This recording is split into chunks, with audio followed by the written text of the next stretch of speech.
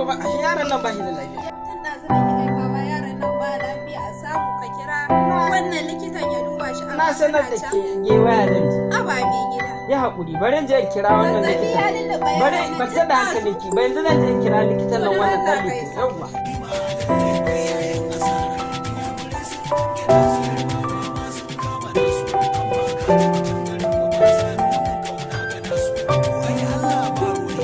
Likita ka ga mara lafiyan nan daga an fita gonan da na tarar da shi ba shi da lafiya.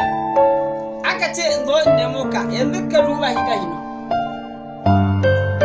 Za a ƙara mai ba. To a ƙara masa a ƙara mai. To.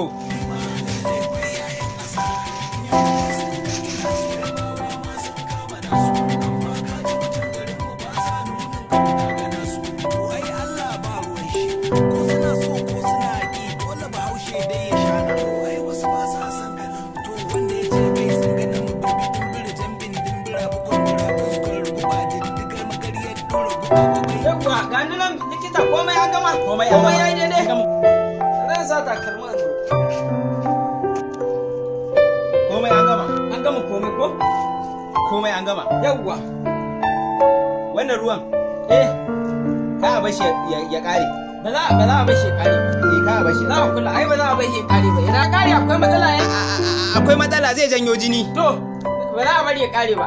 Yawwa. To mai gida na ga wannan likita yana ta buɗe wa baki ko dai maye ne. A ke ba mai ba ne. Tun da aka yi haɗarin mota ya samu matsalar mukami. Mai gida wannan fa ya kusa ƙarewa. Tambari ina zuwa.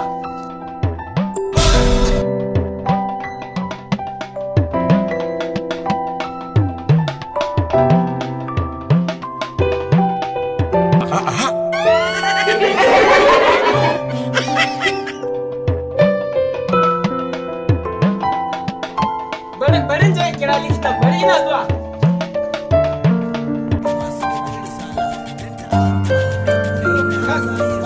Ba a bar ruwan ya kare ba ka gani wannan buta ta uku ce kenan na zuba.